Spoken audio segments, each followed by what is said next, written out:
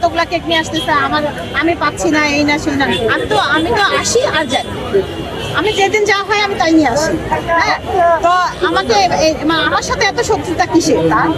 জাকির বললো আপনি 15 দিনে 15 জায়গা চেঞ্জ করছেন, আসলে 15 দিন জায়গা চেঞ্জ করার কারণ 15টা জায়গা চেঞ্জ করছি বলতে, আমি প্রথম দিন যেখানে বসছি, তো আমি দ্বিতীয় দিনও সেইখানেই বসছি, ভিডিও জি। আছে।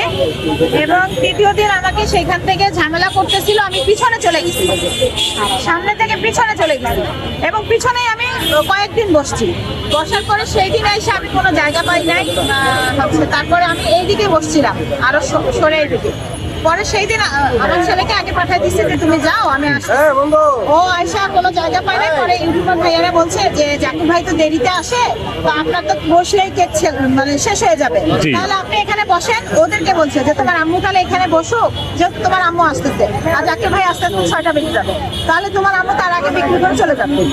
তো আমি এই জন্য ওদেরকে ওখানে বসাইছি। ও আবার আমাকে ফোন করছে, আমি ফোনে বললাম যে ওখানে কেন বসবা, আমি ওকে বলছি ওখানে থাক, বইসো না। তো বলছে আম্মু আমাকে আঙ্কেলরা বসাই দিচ্ছে। তা আমি বলছি ঠিক আছে, যেহেতু ভাইয়ারা বসাই দিচ্ছে, ঠিক আছে। তো আমি আয়সা ওখানেই নামছি। হ্যাঁ, আমি জানিও না ওইখানে, আমি আয়সা ওইখানে নামছি, আমি দাঁড়াইছি, আমি কেক মানে আপনাদের সাথে কথা বলতেছি, আমার কেক হচ্ছে কাস্টমার কেক